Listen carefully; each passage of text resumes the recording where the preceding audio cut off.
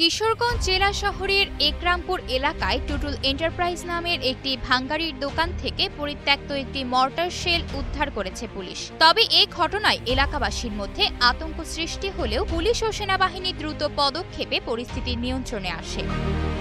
জানা গেছে, মঙ্গলবার দিবাগত রাত 12টার দিকে কিশোরগঞ্জ জেলা শহরের একরামপুর এলাকার টুটুল এন্টারপ্রাইজ নামক ভাঙ্গারির দোকানের এক শ্রমিক প্রতিদিনের মতোই রাতে ভাঙ্গারির মালামালগুলো গোছানোর সময় এই মর্টার শেলটি দেখতে পায়। পরে বিষয়টি ভাঙ্গারি মালিক মোহাম্মদ টুটুল মিয়াকে জানালে তিনি অস্বাভাবিক বস্তুটি দেখতে পেয়ে তাৎক্ষণিক 999-এ কল করে পুলিশকে অবহিত করেন। পরে পুলিশ ঘটনাস্থলে উপস্থিত হয়ে মর্টার শেলটি শনাক্ত করে জনগণকে নিরাপদ স্থানে সরিয়ে নিয়ে আসে। পরে সেনাবাহিনীকে জানালে রাত 1টার দিকে সেনাবাহিনী এসে মর্টার শেল বালতির ভেতরে বালু চাপা দিয়ে দোকানটিকে তালাবদ্ধ করে রাখে। বর্তমানে থানা পুলিশ সেখানে নিরাপত্তার দায়িত্বে রয়েছে। দোকানের সামনে জিনিসটা পাওয়া গেছে মর্টার শেল, পুলিশে বলছে এটা আপনার কালকে নিয়ে যাবে।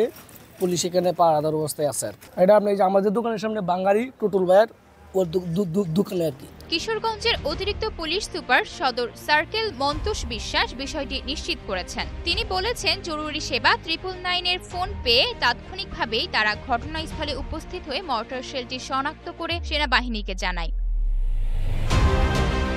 আয়েশা অর্থী, নিউজ ডেস্ক, গ্লোবাল টেলিভিশন।